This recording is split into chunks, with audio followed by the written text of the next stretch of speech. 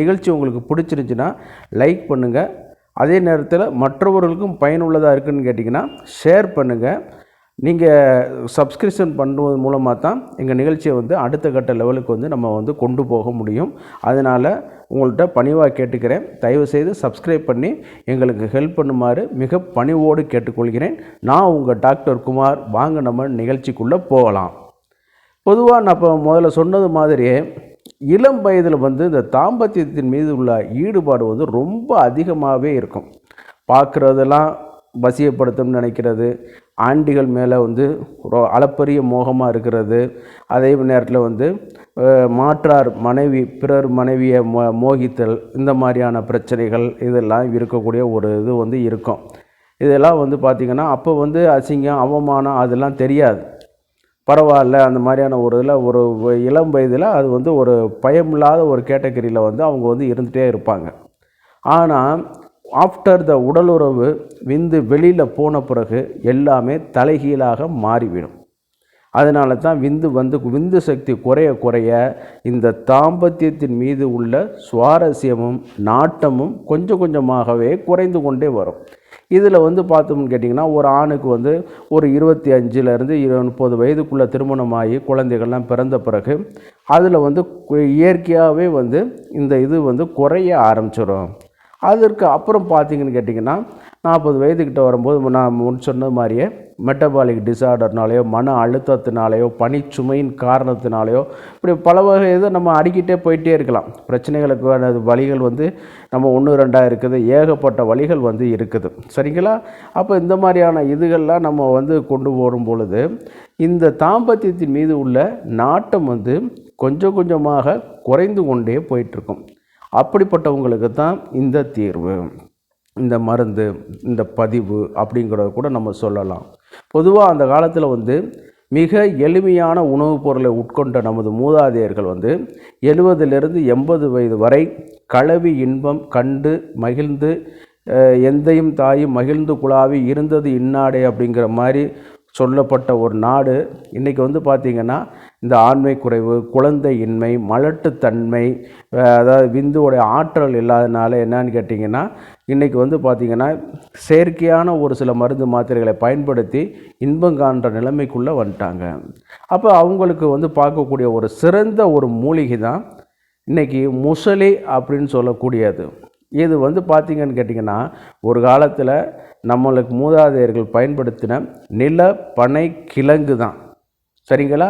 இந்த நிலப்பனை கிழங்கு வந்து என்னென்னு கேட்டிங்கன்னா ஒரு பிராண்டு வந்து என்ன பண்ணான்னு கேட்டிங்கன்னா அதனுடைய இதை எடுத்து முஸ்லீம் பவர் அது மாதிரி கொண்டு வந்தாங்க, முஸ்லீம் எக்ஸ்ட்ராக்ட் மாதிரி கொண்டு வந்தாங்க, பவுடராகவும் கொண்டு வந்து அதை ப்ரொமோட் பண்ணும்போது வந்து தான் இந்த ட்ரக்கோட இது வந்து இந்தியா லெவலில் என்ன உலக லெவலில் வந்து இந்த மூலிகை மீது வந்து ஒரு பார்வை வந்து திரும்பிச்சுன்னா அதில் வந்து மாற்று கருத்து வந்து கிடையாது. சரிங்களா? ஏற்கனவே இது வந்து நம்ம பயன்படுத்திட்டு இருந்தது தான், ஆனால் அந்த அளவுக்கு வந்து ஒரு பயன்படுத்தாமல் இருந்தக்கூடிய ஒரு ட்ரக்கு தான் இன்றைக்கி வந்து பார்த்திங்கன்னு கேட்டிங்கன்னா பல இதில் வந்து இதாகிட்டே இருக்குது.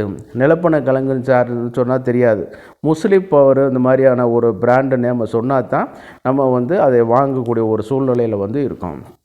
இதனுடைய தாவரவியல் வந்து பார்த்திங்கன்னா குர்குலின்னா ஆர்காய்டைஸ் அப்படின்னு சொல்லக்கூடியது. இலைகள் வந்து பார்த்திங்கன்னா அந்த பனை ஓலையோட இலை, அதாவது அது நம்ம பேரிச்சம்பளம் அந்த வகையோட இலையில் ஆரம்ப காலகட்டத்தில் எப்படி வருதோ அதே மாதிரி தான் இதுவும் இருக்கும். தரையை ஒட்டி வரக்கூடிய ஒரு இது வந்து பார்த்திங்கன்னு கேட்டிங்கன்னா ஒரு மஞ்சள் வகையான தாவரத்தை சேர்ந்ததுனா இருந்தாலும் கூட இந்த ரைசோமில் வந்து சில ஒரு மருத்துவ குணங்கள் வந்து இருக்குது. இந்த மருத்துவ குணங்கள் வந்து பல நோய்களுக்கு வந்து ஒரு தீர்வாக காணப்பட்டாலும் காம இச்சையை தூண்டுறதுல வந்து மிக முக்கிய இடத்துலையும் முதல் இடத்துலையும் வைக்கிறேன்னு சொன்னால் அது வந்து மாற்று கருத்து வந்து கிடையாது. அந்தளவுக்கு இதனுடைய பவர் வந்து இதாக இருக்குது.